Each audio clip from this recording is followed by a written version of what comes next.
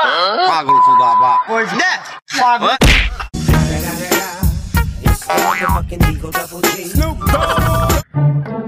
আব্বা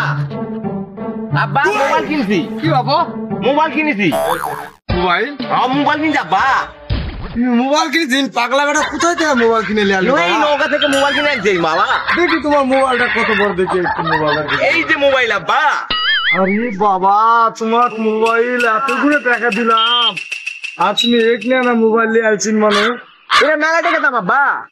না না না, এতগুলো টাকা তুমি কি করলেন বাবা মেলা টাকা দাম তোমার মেলা টাকা মানে তুই কি টাকা কি মানুষ দিয়ে দিছিস নাকি কে আমি 30,000 টাকা দিলাম